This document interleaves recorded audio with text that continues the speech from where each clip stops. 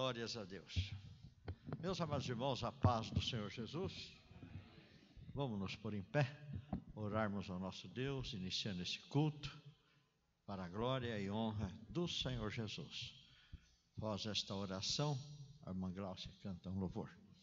Maravilhoso e eterno Deus, Pai de nosso Senhor e Salvador Jesus Cristo, nós a Ti rendemos louvores, damos-Te graça, Senhor, por mais esta oportunidade que temos em estarmos em Tua presença. Senhor, Tu és o nosso Deus, grande Senhor. Nós temos crido e confiado no Teu nome, ó Pai, que as Tuas mãos continuem estendidas sobre nós, com o perdão dos nossos pecados, Senhor Jesus, manifeste a Tua presença, a Tua grande graça e misericórdia. Venha, ó Pai, ao encontro das nossas necessidades. Tu tens o poder para suprir, Senhor, tudo que carecemos, tudo que necessitamos. Senhor, Tu és o Deus Todo-Poderoso. Fale também poderosamente aos nossos corações. Necessitamos de ouvirmos a Tua voz, a Tua palavra. Usa todos os Teus servos, Senhor, que farão uso deste púlpito, com a Tua graça, com a Tua bênção e com a Tua unção. É o que nós Te pedimos, Senhor, e Te agradecemos no nome santo de Jesus. Amém. Amém. A igreja pode se assentar, louvando e bendizendo o nome do Senhor. Deus está aqui e tem uma bênção toda especial para todos nesta noite. Abramos os nossos corações e louvemos e engrandecemos o nome do Senhor Jesus. Irmã Glaucia, canta o louvor. Saúde os irmãos com a paz do Senhor.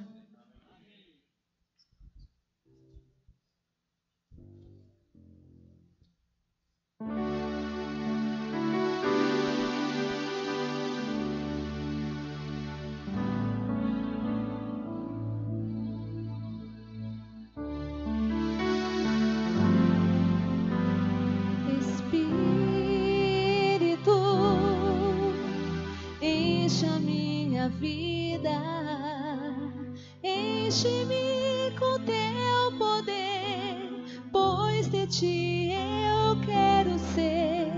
Espírito, encha o meu ser. Espírito, enche a minha vida, enche-me com Teu poder, pois de Ti eu quero ser. Espírito, encha o meu ser. As minhas mãos eu quero levantar e em louvor Te adorar.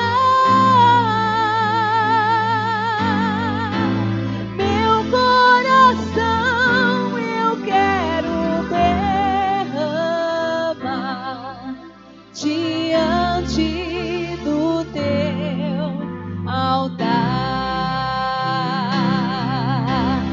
as minhas mãos eu quero levantar e em louvor Te adorar. Meu coração eu quero diante do Teu altar. Espírito, enche a minha vida, enche-me com Teu poder, pois de Ti eu quero ser. Espírito, encha o meu ser. Espírito, enche a minha vida, encha-me com Teu poder, pois de Ti eu quero ser. Espírito, encha o meu ser. As minhas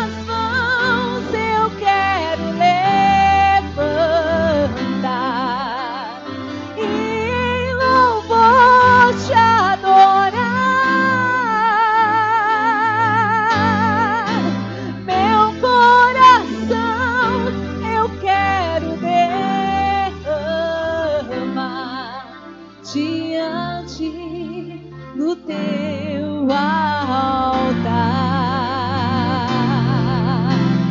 As minhas mãos eu quero levantar e em louvor te adorar.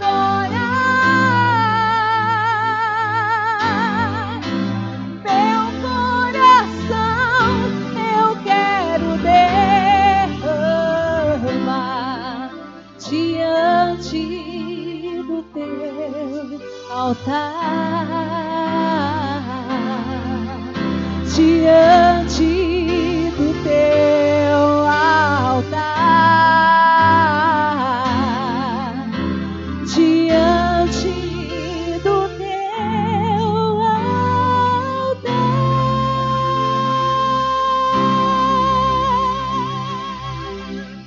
Agradeço a oportunidade, em nome de Jesus.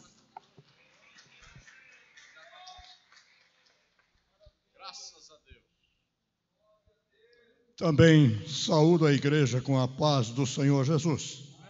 Vamos continuar louvando o Senhor, desta feita com o hino 141.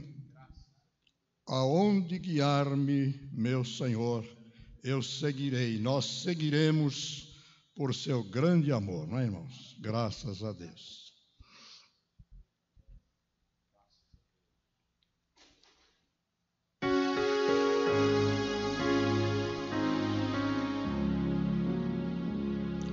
Onde guiar-me, meu Senhor, eu seguirei por seu amor.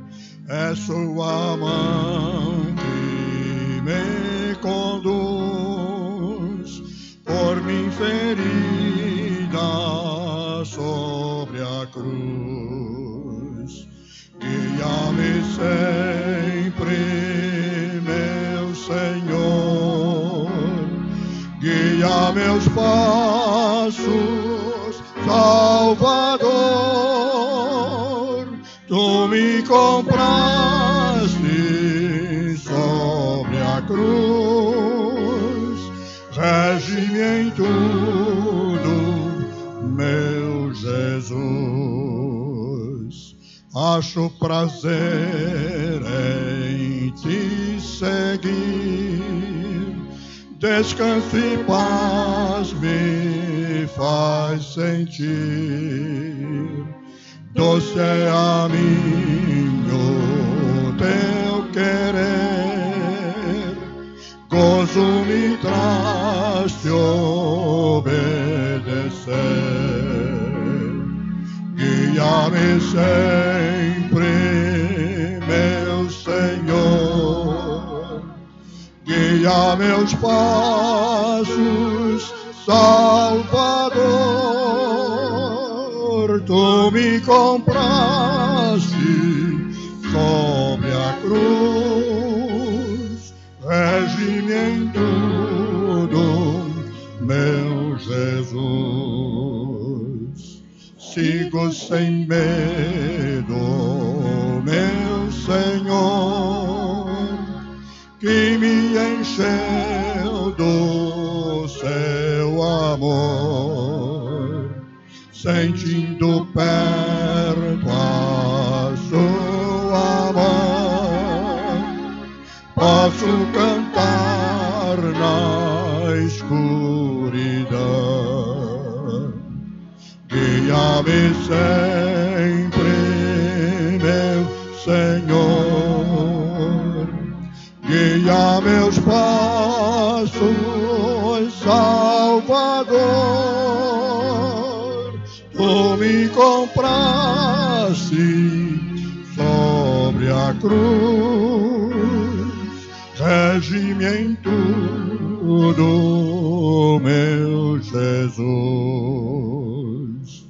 Para seu reino me conduz pelo jardim e pela cruz.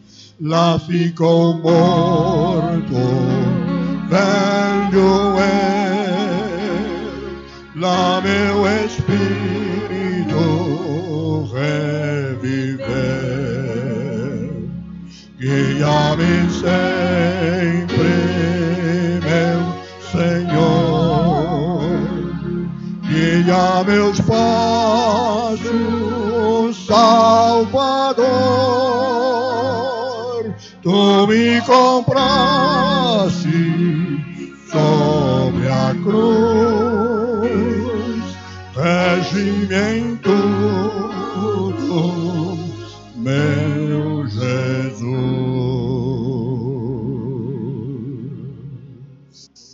Graças a Deus, louvado seja Deus. 125. Quem dera hoje ir.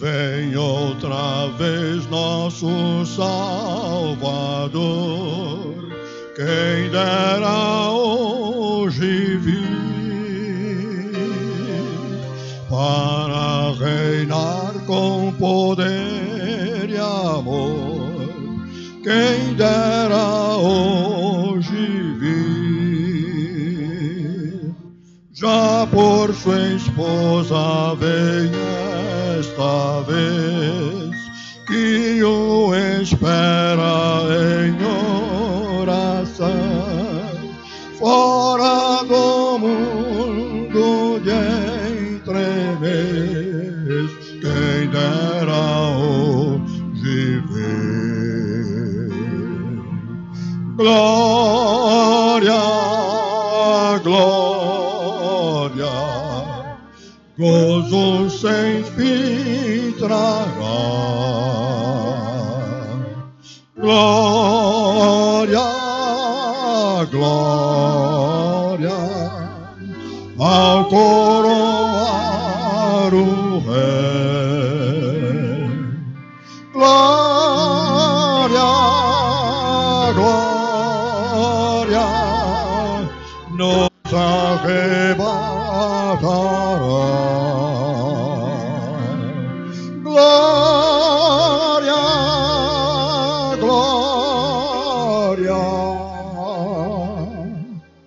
Cristo vem outra vez, terminará o poder do mal, quem dera hoje ser,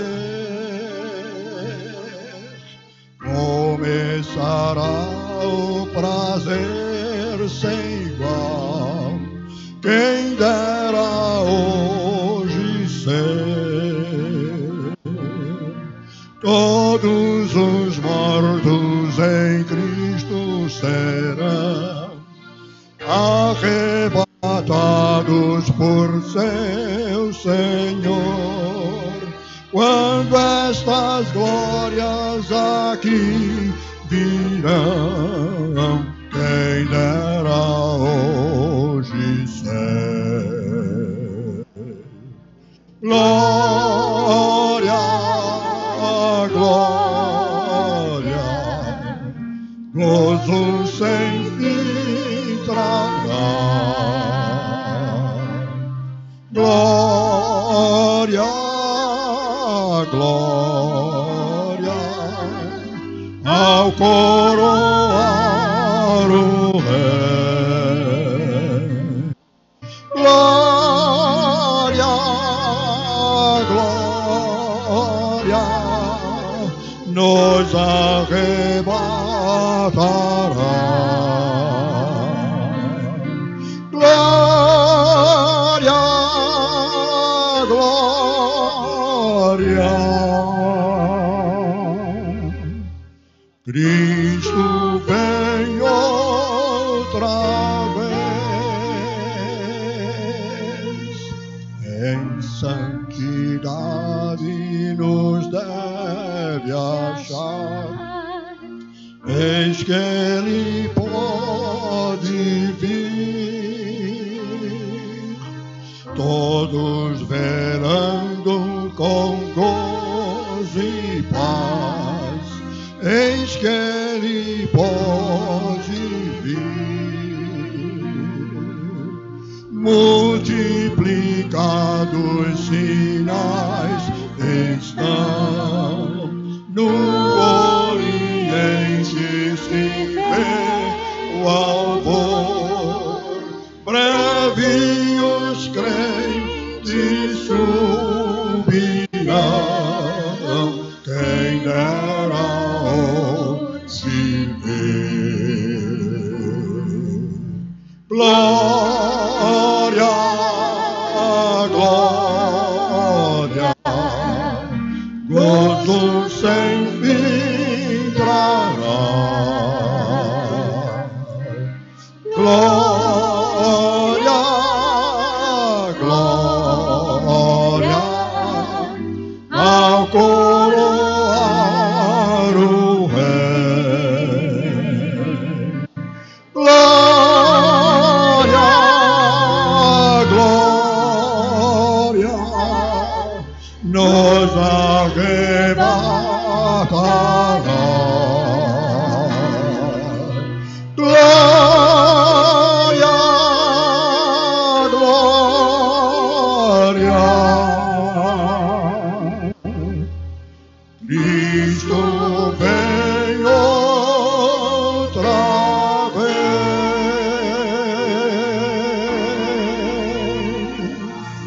Amém. Graças a Deus. Amém. Glória a Deus. Graças a Deus, a igreja está aguardando, né, a vinda do Senhor Jesus. 156, a ovelha perdida. Louvemos ainda ao Senhor nosso Deus.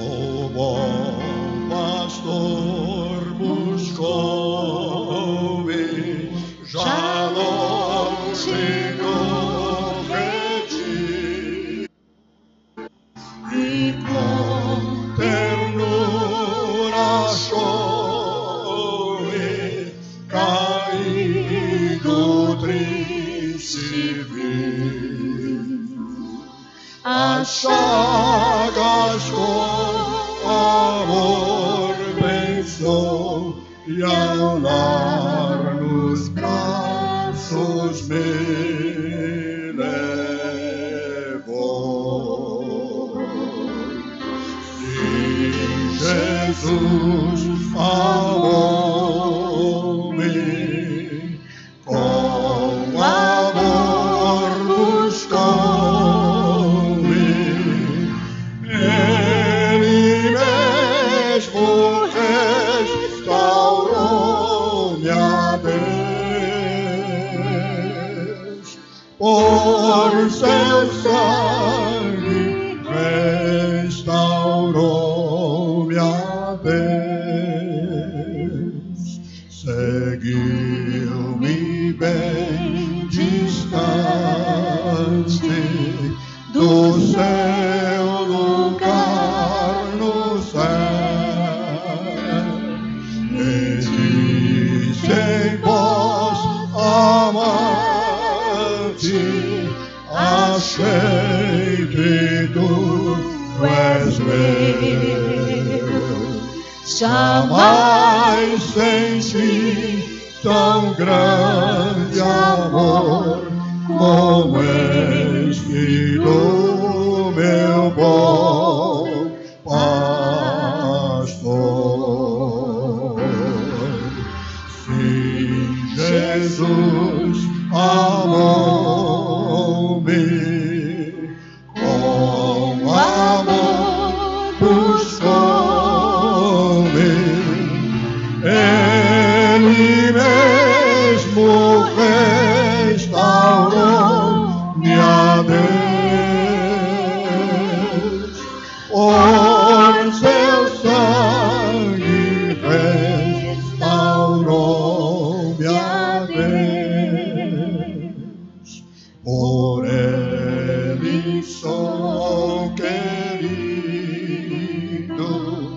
que graça singular, pois ele foi ferido a fim de me salvar. Assim, ovelha dele sou, e como seu rebanho vou. Se Jesus amou-me, com amor buscou-me, Ele mesmo restaurou minha vez, por seu sangue restaurou minha vez. Prossigo alegre agora, Deus dá poder cavar, e graça salvadora protege-me do mal. O bom pastor comigo está, meus passos ele guiará. Sim, Jesus amou-me, com amor buscou-me, Ele mesmo restaurou minha Deus, por seu sangue restaurou minha Deus.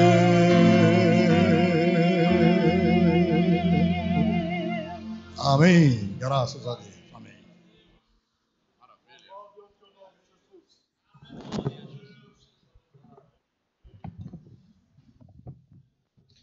Meus irmãos, a paz do Senhor Jesus. Amém. Paz do Senhor Jesus, meus irmãos. Amém. Diga: a vitória é nossa, pelo sangue de Jesus. Nós vamos orar pelos enfermos. Quem deseja as orações dos santos? Eu e a minha casa. Orar pela irmã Malvina. E também orar pelo pastor Matias, Luiz Matias, e tantos outros que nós sabemos que carecem das orações dos santos. A Bíblia manda orar uns pelos outros. Para quê? Diga após mim: orai uns pelos outros, para que sareis. Então esta é a regra, é o comando da palavra do nosso Pai. Nosso Deus, nosso Pai, nós te damos graças pela oportunidade de estarmos na tua casa, Senhor. Damos graças pela vida, pelo dia que tu nos deste.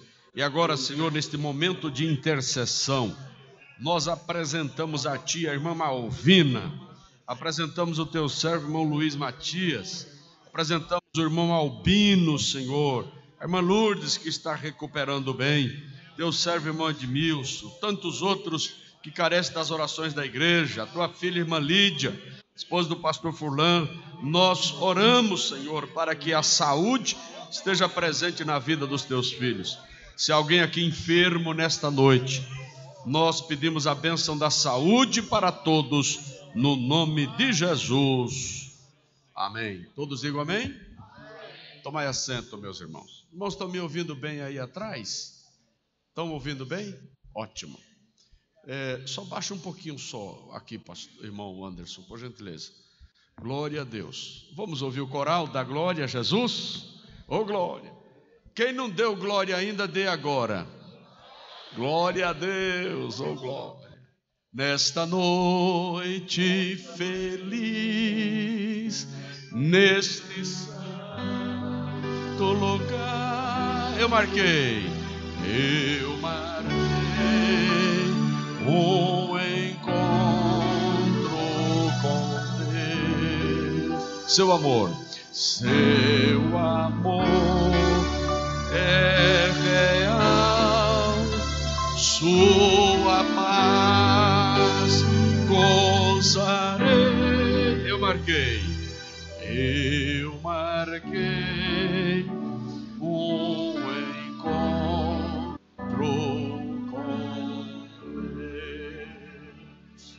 Amém. Graças a Deus por estarmos na casa do Senhor. Nós vamos terminar hoje uns 15 minutos mais cedo, que temos uma palavra com os nossos dirigentes aí do campo, aí no Braseiro. Tá bom, meus amados? Amém, meus irmãos? Então, aproveite enquanto tem tempo de dar glória a Jesus, não é? Aproveitemos.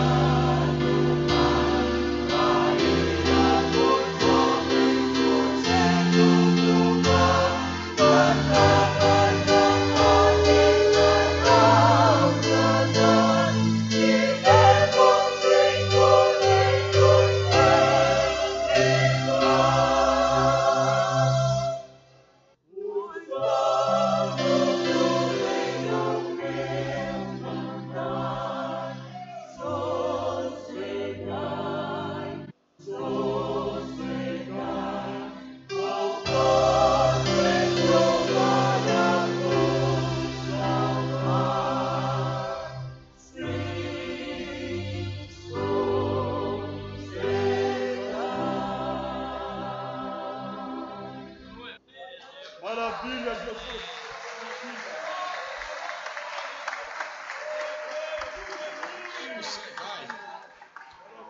Sossegai, não é, meus irmãos? Graças a Deus.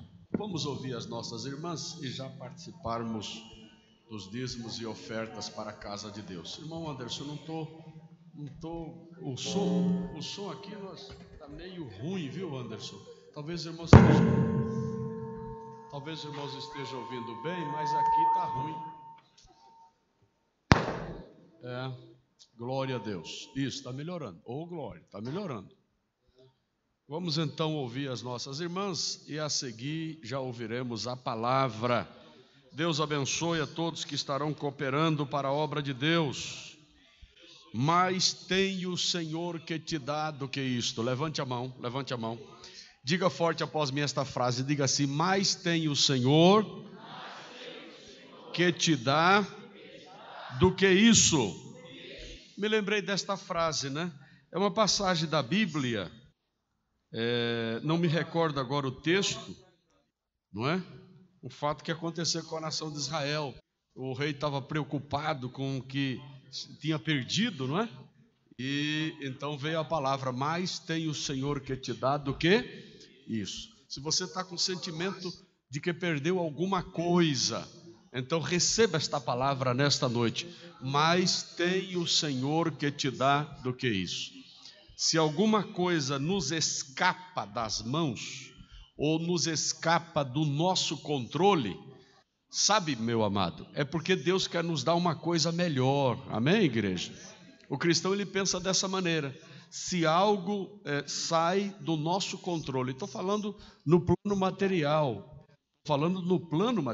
se algo sai do nosso controle, é porque Deus quer nos dar uma coisa melhor. Amém, igreja? Diga assim: se algo sai do meu controle, no plano material, é que Deus tem algo melhor para me dar. Glória, louvado seja o Senhor. Sabe, em outras palavras, para orarmos, jamais Deus vai permitir que algo saia da sua vida, se Deus não tiver algo melhor para te dar. Receba a bênção. É profecia de olho aberto. Amém, igreja? Curve a sua cabeça. Pastor Rubens, ora ao Senhor. Eterno e glorioso Deus, Queremos te agradecer por este momento, ó Pai, tão oportuno. Senhor meu Deus, meu Pai, que temos a oportunidade de dizimar, ofertar em prol da tua obra neste lugar, Senhor meu Deus. Aquele que não tem, Senhor meu Deus, o Senhor há de suprir todas as necessidades, em nome de Jesus. Amém.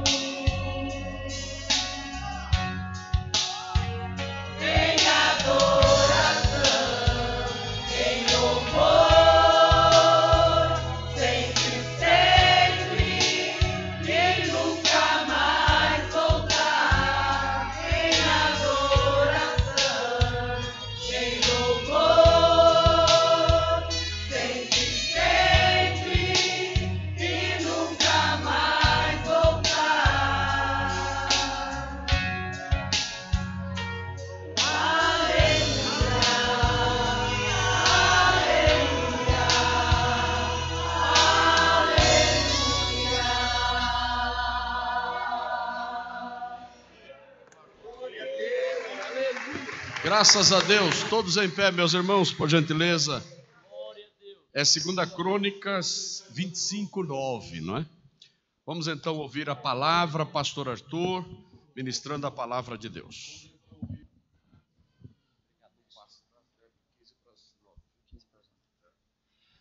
Meus irmãos, a paz do Senhor Jesus. Quero convidá-los a abrirem o texto sagrado em Romanos capítulo 9. Vamos ler hoje do versículo 30 até o versículo de número 33. Romanos 9, 30 a 33. Convido a todos os irmãos para que façamos uma leitura em uma só voz.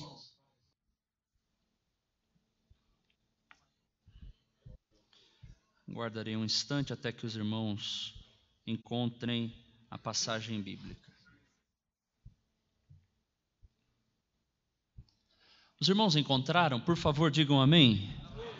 Amém. Diz assim a palavra de Deus. Vamos todos ler juntos agora. Vamos lá. Que diremos, pois, que os gentios que não buscavam a justiça alcançaram a justiça? Sim, mas a justiça que é pela fé. Mas Israel, que buscava a lei da justiça, não chegou à lei da justiça. Por quê? Porque não foi pela fé, mas como que pelas obras da lei. Tropeçaram na pedra de tropeço, como está escrito: eis que eu ponho em Sião uma pedra de tropeço e uma rocha de escândalo, e todo aquele que crer nela não será confundido. Quem pode dizer amém por esta palavra? Meus irmãos, vamos orar agradecendo a Deus pela sua poderosa palavra e pedir para que o Senhor fale conosco através dela. Oremos. Grande e maravilhoso Deus, Pai de toda a glória, de toda a bondade, nós estamos, Senhor, diante da Tua palavra e o Teu povo, Senhor, precisa de Ti e da orientação poderosa da Tua bendita palavra. Fala conosco, meu Deus, abrindo os corações, os entendimentos, e que este ensinamento possa produzir, Senhor, graça, edificação, produzir fortalecimento na fé e renovo espiritual, porque nós precisamos, Senhor, do Teu toque e da Tua voz, Senhor, sendo ouvida em nossos corações, e os nossos entendimentos também sejam, ó Pai, supridos pelo poder da Tua palavra. Deus Santo, alcance o Teu povo e a Tua igreja. Assim nós oramos e Te pedimos, na autoridade do nome de Jesus. O povo de Deus diga amém.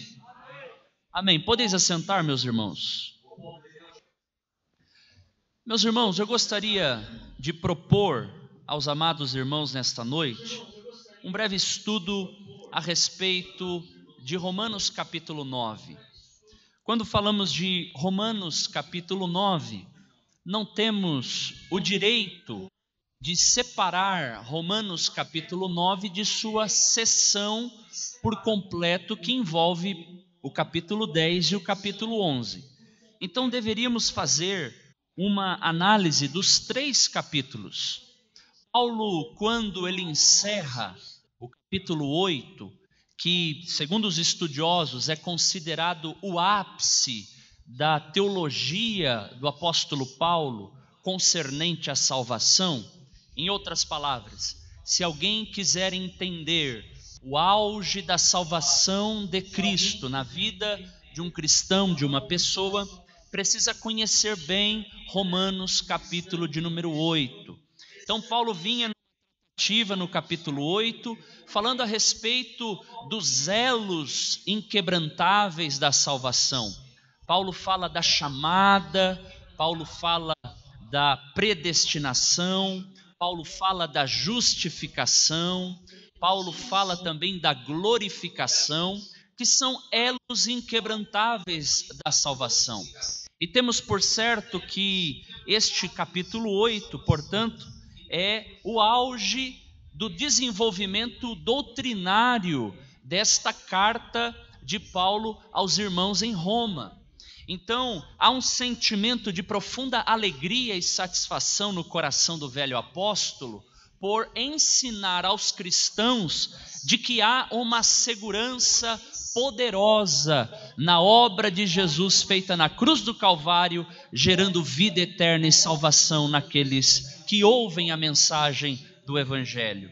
E no capítulo 9, é como se Paulo saísse desta alegria e agora, olhando para Israel, contemplar dentro do seu coração uma angústia e uma tristeza. Está aí no capítulo 9, nos primeiros versículos: digo a verdade em Cristo e não minto, minha consciência o confirma no Espírito Santo, tenho grande tristeza e constante angústia em meu coração. Paulo então, ele focaliza agora o seu olhar para os judeus, enquanto que ao contemplarmos Cristo e sua obra poderosa, o nosso coração se enche de júbilo e alegria.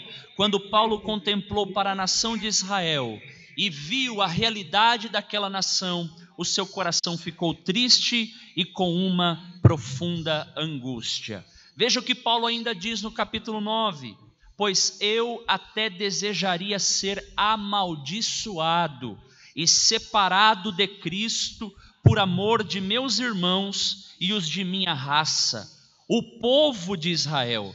Então, Paulo se coloca aqui numa condição como aquela de Moisés, lá em Êxodo 32. Moisés disse: se possível fosse para que Deus riscasse o seu nome do livro da vida. De igual modo, Paulo, colocando-se aqui nesta condição ao contemplar a incredulidade e a rejeição de Israel, agora Paulo estava, se possível fosse, colocando a sua salvação à disposição de Deus e declarando: se possível fosse, eu seria amaldiçoado e até mesmo separado de Cristo, para que os meus irmãos, os da minha raça, chegassem à salvação e à vida eterna. Obviamente que isto não era possível. O que nós vemos aqui no coração e no intento do velho apóstolo é o desejo ardente de querer contemplar a salvação dos seus compatriotas, nada mais justo. E ele então intercede, ele ora, ele quer que os judeus sejam salvos. Está lá no capítulo 10 de Romanos, versículo de número 1.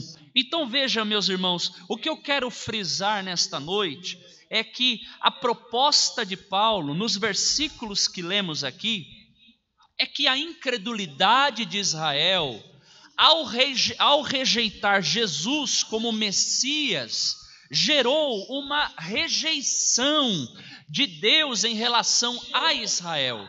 Não foi que Deus colocou o desejo de rejeição em Israel para com Jesus Cristo, em relação a ele como Messias, não, mas Israel rejeitou o melhor de Deus, a maior dádiva de Deus, que se chama Jesus Cristo, e por causa desta incredulidade, Israel agora passaria por um tempo de rejeição, portanto uma rejeição temporária dentro do plano profético e escatológico da palavra de Deus. Então, meus irmãos, Paulo está focando aqui, dizendo que aqueles que não buscavam a justiça, ou seja, nós os gentios, não buscávamos a justiça, nós a alcançamos pela fé em Cristo Jesus. Os judeus que buscavam a justiça pela lei e pelas obras da lei não alcançaram a justiça. Então veja quão maravilhoso e privilégio extraordinário nós temos nesta noite para nos alegrar em Deus. Nós fomos justificados pela fé em Cristo Jesus. Nós fomos declarados justos no tribunal de Deus. Nenhuma condenação há para aqueles que estão em Cristo Jesus, para aqueles que são chamados segundo o seu decreto. Louvado seja o nome do Senhor. Então o foco aqui, Paulo quer mostrar e destacar que o que vale não é a justificação por obras meritórias, mas sim a justificação pela fé em Jesus Cristo. Quantos aqui têm fé em Jesus Cristo? Quantos depositaram e confiaram em Jesus como Senhor e Salvador? Então nós somos privilegiados. E por conta desta incredulidade de Israel, o que foi que Deus fez? Deus deixou Israel por um tempo de lado. Deus deixou Israel em sua própria rejeição. Deus confirmou a rejeição da escolha do próprio Israel. E por causa disso, abriu-se uma porta de favor e graça e misericórdia para os gentios. Isto é algo extraordinário. Mas veja que Paulo tem muita consciência. E o foco do capítulo 9, meus amados irmãos, segundo a proposta do pastor Warren Wiersbe, é que no capítulo 9 fala da eleição passada de Israel. No capítulo 10 fala da rejeição presente de Israel. E no capítulo 11 fala da restauração futura de Israel. Estas são 3 palavrinhas-chave para entendermos esta seção do capítulo 9, 10 e 11. Eleição, rejeição e restauração. Logo, logo nós vamos fazer aqui a devida aplicação. E o que nós queremos também deixar em destaque é um elemento chamado a soberania de Deus sobre as nações, sobre o seu povo eleito chamado Israel e sobre a igreja de Deus. Veja, Paulo ainda sequencia no capítulo 9, no verso 4, que diz que deles, dos israelitas, é a adoção de filhos. Foi um povo eleito, adotado por Deus. Também dos israelitas é a glória divina, é as alianças, a concessão da lei, a adoração no templo, as promessas. Deles são os patriarcas, e a partir deles se traça a linhagem humana de Jesus Cristo, que é Deus acima de todos, bendito para sempre. Amém. Eu acho bonito este versículo 5, meus irmãos, porque é muito utilizado na hora de um embate apologético. Você aí, num debate contra alguns grupos heréticos e algumas seitas que nós conhecemos, que negam a divindade de Jesus Cristo, você grave muito bem este versículo aí, Romanos 9, verso 5, porque aí está registrado que Jesus é Deus, bendito para todos sempre, amém. Está escrito aí no texto mesmo. E veja, além de falar da linhagem humana, porque Jesus Cristo veio dos descendentes de Abraão, portanto dos israelitas, também este versículo atesta a deidade de Jesus. Portanto, é um versículo muito especial na Bíblia Sagrada, que confirma a divindade de Jesus Cristo. Jesus não é criatura, Jesus não é o Miguel arcanjo pré-encarnado, Jesus não é nada disso. Jesus, ele é Deus, ele é o cabeça da criação, ele é o criador de todas as coisas, e diz a palavra que sem ele nada do que foi feito poderia ser feito. Ou seja, ele é Deus e criador de todas as coisas, porque ele é o Logos, ele é o Verbo divino. Se Deus disse haja, foi através dele. Quando Deus diz, o Verbo entra em ação, o Filho, Jesus Cristo, realiza a criação de todas as coisas. Por isso ele é o Criador, louvado seja o nome do Senhor.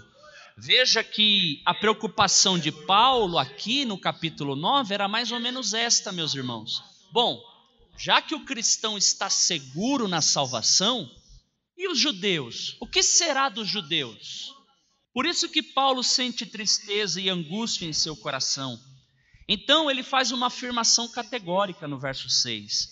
Não pensemos que a palavra de Deus falhou. Não, propósito de Deus não falhou, a palavra de Deus não falhou, pois nem todos os descendentes de Israel são Israel. Nem todos os descendentes de Jacó, aqui a palavra é Israel, são o verdadeiro Israel, o Israel espiritual, aqueles que são fiéis e obedientes à palavra e aliança do nosso Deus. E agora Paulo ele vai invocar os patriarcas.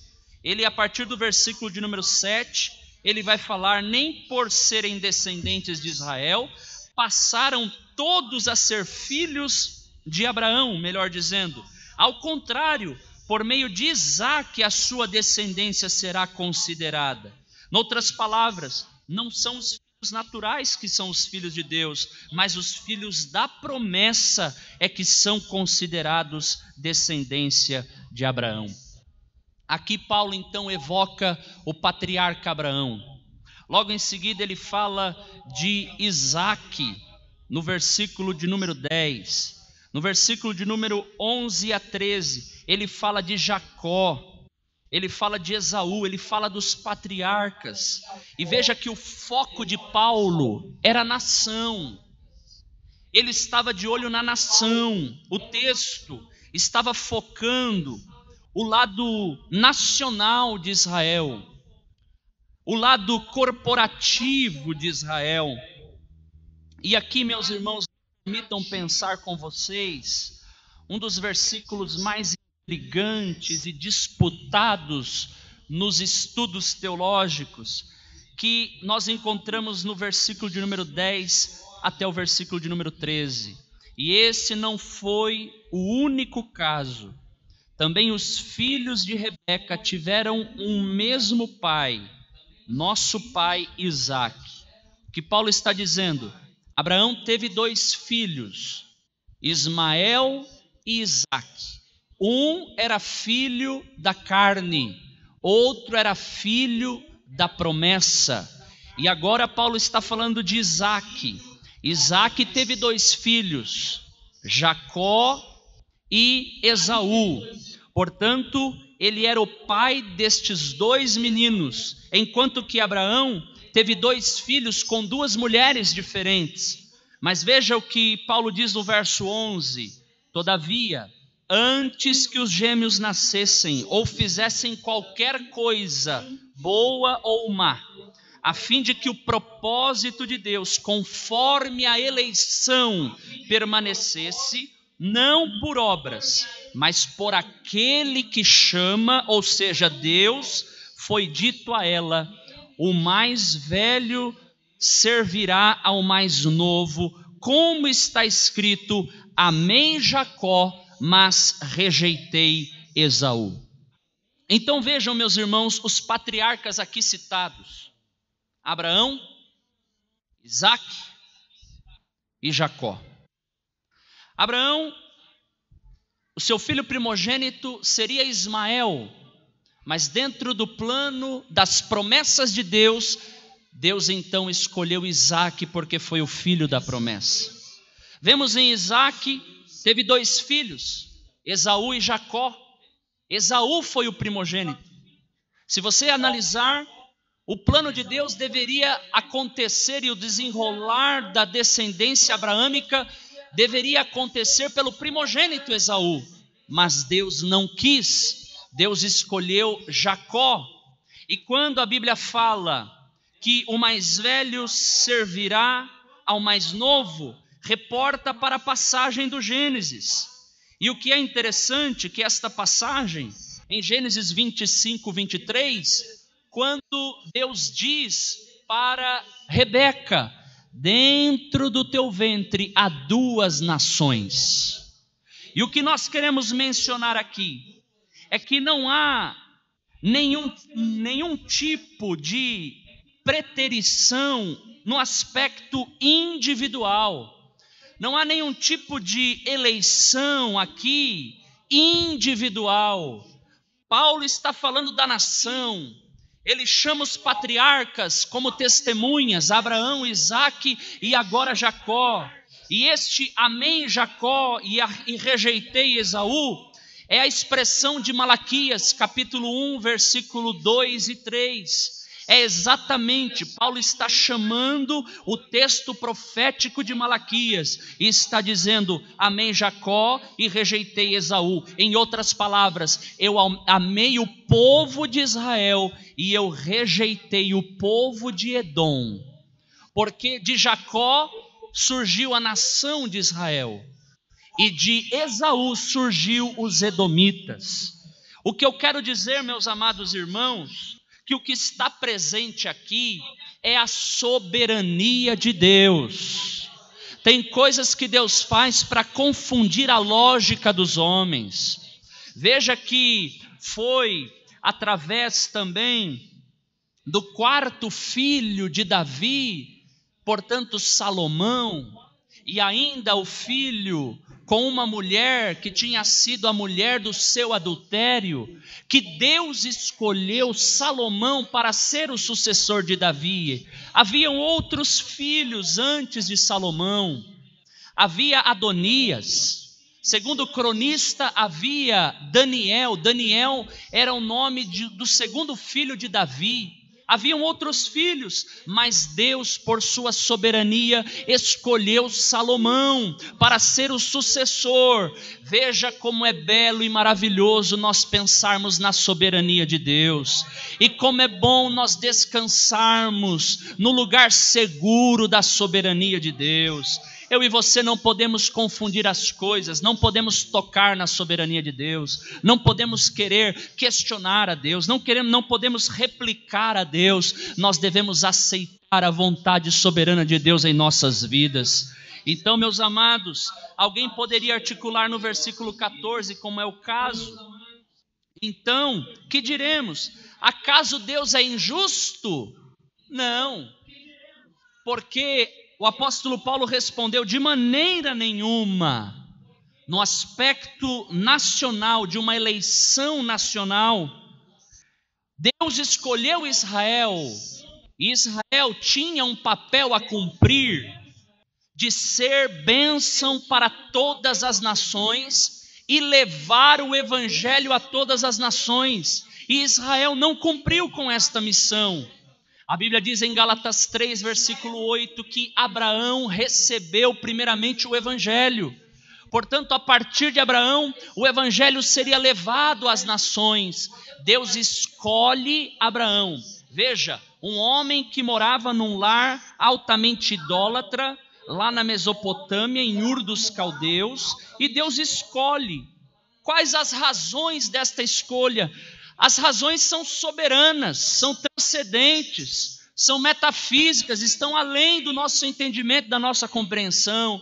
Por que é que Deus não escolheu Naor, não escolheu Arã, não escolheu o próprio Terá? Deus escolheu Abraão. E quando ele discrimina, ele escolhe Abraão, ele não está escolhendo os outros irmãos de Abraão, nem os seus parentes, ele está escolhendo Abraão e tornando ele agora um canal, um instrumento missionário para abençoar as outras nações.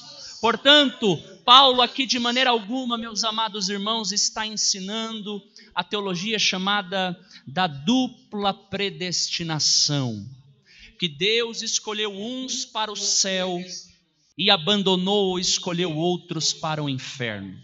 Não é isto que Paulo está ensinando aqui.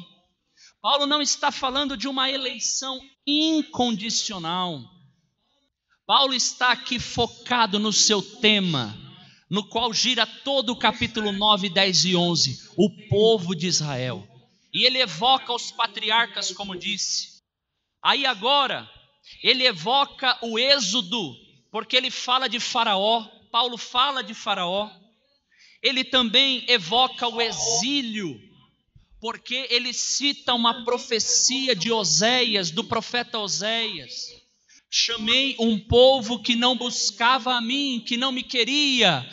Eu chamei um povo. E quem era este povo? Este povo, profeticamente, Paulo dá a interpretação, são os gentios, portanto são os cristãos. O que eu quero dizer ainda, meus irmãos, é que quando pensamos na soberania de Deus, devemos pensar sim na eleição. Devemos pensar ainda, meus queridos irmãos, nos atributos de Deus. A palavra de Deus não falhará, o propósito de Deus não falhará. Isto significa que Ele é fiel. Quando pensamos na soberania de Deus, pensamos nos atributos de Deus, pensamos na fidelidade de Deus. O mesmo Deus que tem a sua fidelidade ainda em pé e permanece com ela firme em relação a Israel, é o mesmo Deus que demonstra fidelidade na minha vida e na tua vida todos os dias. É o mesmo Deus que mostra, que esbanja a sua fidelidade sobre nós, louvado seja o seu nome. Mas ainda há outros atributos aqui no texto. O atributo da justiça de Deus. Deus não é injusto coisa alguma. Ele tem os seus propósitos, não propósitos escusos, escuros, misteriosos, não, são propósitos segundo a sua própria natureza, natureza de amor, natureza de bondade, natureza de justiça. Outro elemento que se sobressai no capítulo 9 é este atributo chamado o atributo da justiça de Deus, louvado seja o nome do Senhor. Outros atributos que nós encontramos aqui, ainda no capítulo 9, nós vemos também, meus irmãos, o atributo da graça e da misericórdia. Veja aí o versículo de número 16, isto não depende do desejo ou do esforço humano, mas da misericórdia de Deus. Em outras palavras, nós sabemos, Hebreus capítulo 11, verso 20, se não me falha a memória, que Isaque abençoou Jacó e Esaú quanto às coisas futuras. Mesmo Esaú abrindo mão do seu direito de primogenitura, ele abriu mão, ele vendeu. Mesmo Esaú cometendo alguma transgressão a tal modo de dele ser chamado pelo escritor aos Hebreus de profano, fornicário, imoral.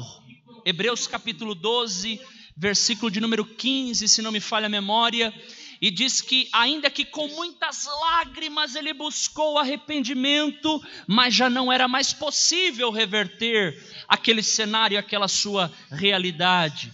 Em outras palavras, meus irmãos, Deus estabeleceu pela sua soberania e Ele governa todas as coisas, o rumo da história. Ele levanta quem Ele quer, Ele abate quem Ele quer, Ele levanta a nação que Ele quer, Ele abate a nação que Ele quer. Nós temos provas disso por todo o Antigo Testamento. Deus usou inclusive Israel para castigar as nações de Canaã. Quando a medida da iniquidade se completou, os israelitas entraram na terra prometida, Canaã, e aí então começou o juízo de Deus sobre as nações em Canaã. Também a própria Babilônia foi levantada por Deus como um chicote de Deus para disciplinar e castigar Israel. Este foi o grande drama e dilema que o profeta Abacuque vivia lá no seu livro ao registrar como pode Deus usar, Deus utilizar um instrumento tão mau e cruel como os caldeus, os da Babilônia, para disciplinar e corrigir o seu povo. E Abacuque estava naquele dilema. Mas, meu irmão, não importa os dilemas que surgem na nossa mente, nosso papel é se submeter e se sujeitar ao plano e o propósito de Deus e aguardarmos a nova oportunidade do Senhor, trazendo a sua graça e trazendo a sua misericórdia. Louvado seja Deus. Veja que ao longo do texto em Êxodo, voltando no caso de Faraó, não é Deus que determina, de certo modo, preste atenção no que eu vou dizer, Deus pela sua presciência, Ele viu que Faraó endureceria o seu coração. E há sinais no texto de Êxodo que ele endureceu o seu coração. Então o que foi que Deus fez? Para que os fins soberanos e propósitos de Deus permanecessem firmes. Segundo a eleição, ele colocou a mão no coração de Faraó e deixou ele duro como ele já estava duro. Não podemos aceitar a ideia de um Deus que interfere nas motivações, no seu aspecto prejudicial, ofendendo o caráter bondoso e amoroso de Deus. Não podemos crer desta forma. O que foi que Deus fez? Então, no versículo de número 17, a Escritura diz: eu levantei exatamente Faraó com este propósito, para mostrar em Faraó o meu poder e para que o meu nome seja proclamado em toda a terra. Deus permitiu Faraó ser levantado e, de certa forma, ele mesmo levantou aquela autoridade no antigo Egito. Para quê? Para mostrar a grandeza do seu poder, e com a saída dos hebreus lá do Egito, o nome de Deus seria conhecido por toda a terra, quando o Faraó e o seu exército foi derrotado para a glória de Deus. Portanto, meus amados irmãos, nós vemos aqui ainda outras ideias, mas o tempo já não nos permite mais avançar. O que eu quero deixar claro para os irmãos, citando aqui o versículo 20 até o versículo 24, estes versículos também são bastante intrigantes. Mas quem é você, ó homem, para questionar a Deus? Acaso aquilo que é formado pode dizer ao que o formou: por que me fizeste assim? O oleiro não tem direito de fazer do mesmo barro um vaso para fins nobres e outro para o uso desonroso? Esta palavra aqui, direito, no original é exousia. Não tem o oleiro autoridade, não tem ele poder para fazer de um mesmo barro. Poderíamos aqui fazer a seguinte aplicação: da mesma linhagem, do mesmo tronco genealógico, Deus não poderia escolher Jacó e separar Edom e Esaú para um outro propósito? É claro que sim, ele é o oleiro, ele é o oleiro.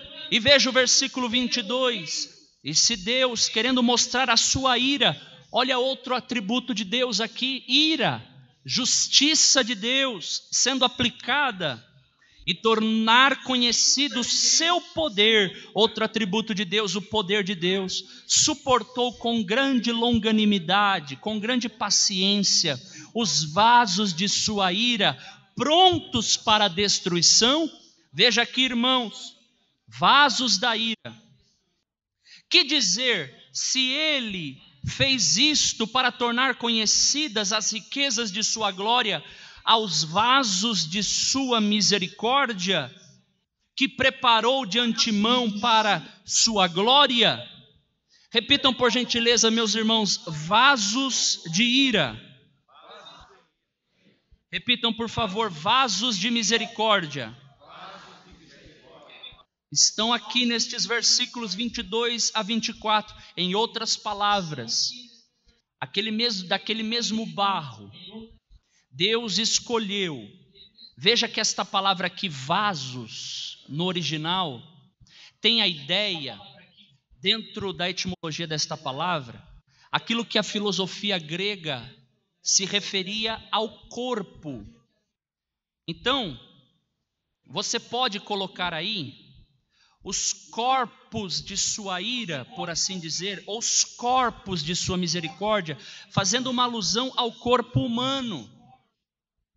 Mas olha o que eu quero chamar a tua atenção, que Deus, ele suportou com longanimidade aqueles vasos, ou seja, daquele mesmo barro que ele fez para que fosse por um tempo rejeitado, ou que não estivesse dentro do plano central, soberano e salvífico de Deus. Deus então suportou com grande paciência. Para quê? Para que então ele pudesse revelar as riquezas da sua glória aos vasos de sua misericórdia. Quem são os vasos de sua misericórdia? Verso 24 responde, ou seja, a nós, a quem também chamou e não apenas dentre os judeus, mas também dentre os gentios. Paulo está dizendo que os vasos de sua misericórdia somos nós, igreja de Deus, e esta igreja é composta de judeus, ela é composta de gentios, e faz parte de uma única família, de um único rebanho de Deus na terra.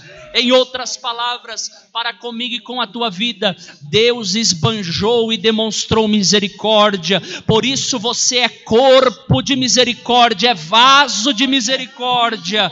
E Deus então precisou suportar a rejeição temporária de Israel, daqueles vasos de ira e até mesmo daqueles que tentaram se levantar para se opor ao propósito de Deus, como fora Faraó. Que Deus nos ajude, meus irmãos, que Deus nos guarde a entender estes mistérios preciosos de sua palavra, que nós fomos chamados por Deus como vasos de sua misericórdia, e que tudo isto é possível por causa da nossa fé em Jesus. Nós fomos justificados, louvado seja o nome do Senhor. Que este estudo brevemente tenha servido de edificação para a tua vida, e que você possa se aprofundar mais no conhecimento da palavra de Deus.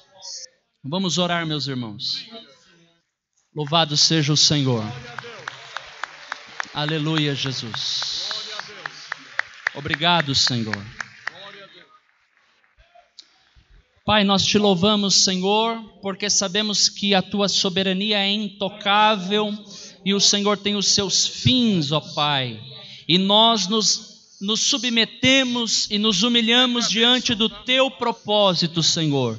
Somos vasos da sua misericórdia, porque fomos alcançados pela graça bendita que está em Cristo Jesus, não por nossos méritos e obras próprias, mas por causa da fé em Jesus, porque a tua graça, Senhor, nos possibilita a termos fé na pessoa de Jesus Cristo. Fica conosco, nos ensine, ó Pai, preciosas lições e nobres princípios da tua palavra. Nos ajude a entender melhor os teus atributos, meu Deus, a eleição corporativa, meu Pai, que estamos na igreja de maneira coletiva, e aí abrange homens no seu aspecto individual para a salvação. Deus abençoe o teu povo, guarde o teu povo nesta visão, e assim como Paulo orava pela salvação de Israel, que devido à sua incredulidade teve de ser rejeitado temporariamente, nós também oramos, ó Pai, pela salvação dos israelitas,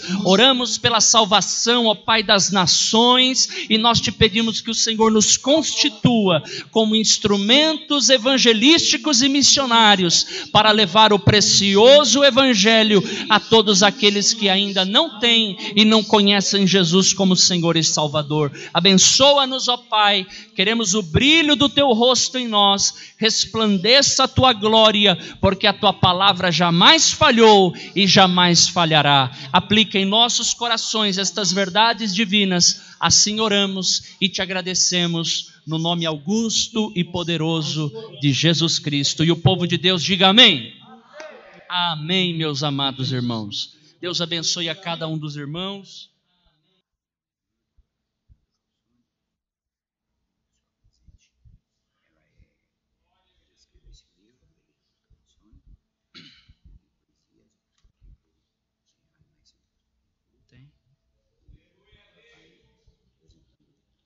Amém, graças a Deus.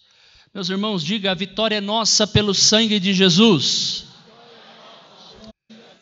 É mesmo, há poder neste sangue, há poder no nome do nosso Senhor Jesus.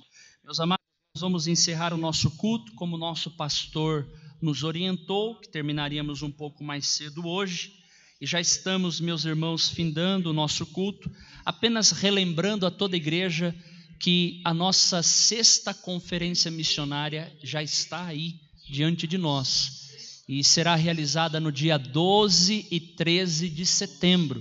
Então nós pedimos a todos os irmãos para que mobilizem as caravanas, os departamentos missionários aí nas congregações, bem como, meus irmãos, relembrar os pastores da realidade do culto trimestral com o DIN. trabalho voltado para o evangelismo e para o discipulado. Então todos estejam aí atentos com estas datas. Os departamentos da Igreja Matriz também estão convocados para estar presentes no dia 17. E vamos assim servir o nosso Senhor de olho na obra missionária até que Ele venha. Meus irmãos, um outro ponto, nós teremos sábado agora pela manhã a consagração com os jovens. Você que é jovem, não fique de fora, esteja conosco aqui. Vamos dobrar os joelhos, falar com Deus, passar um tempo na presença de Deus em consagração. Teremos palavra, teremos louvor. E logo após esta consagração, nós temos um café aí especial. Então, pedimos o apoio dos jovens, também relembrando os jovens que no domingo pela manhã, 7h30 da madrugada, os jovens estarão aqui na frente da igreja e nós vamos nos dirigir ao Congresso de Jovens lá na Zona Sul de São Paulo, no Jardim Comercial, e nós pedimos o apoio e o empenho de cada jovem e dos irmãos que desejarem nos acompanhar. Iremos, se Deus quiser, com a Ducato, com alguns carros, e nós já estamos nos preparando também para esta saída. Então, quinta-feira agora o nosso culto com o Dinhas, 19h30, sexta-feira oração aqui no Braseiras, 19h30, e domingo, 9 horas, a Escola Bíblica Dominical, e permitindo Nosso Senhor, às 18 horas, domingo estaremos aqui no culto com a família.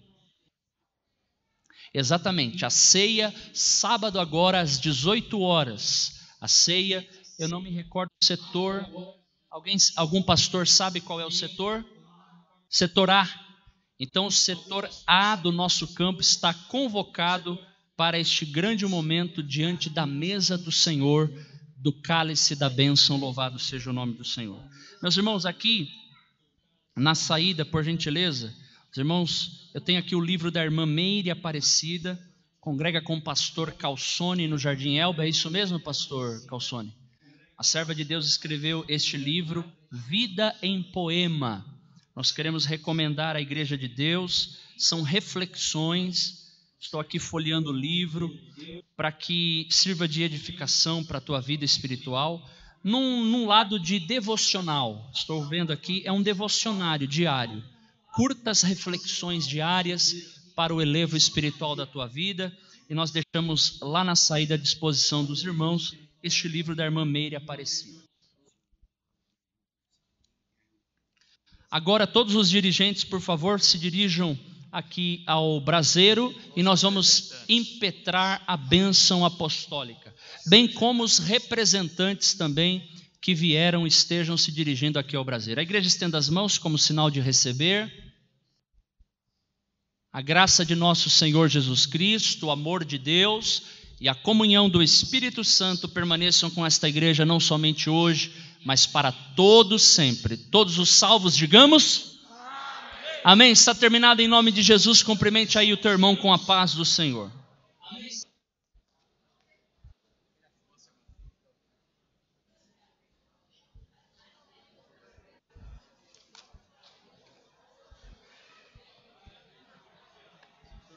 Ô companheiro.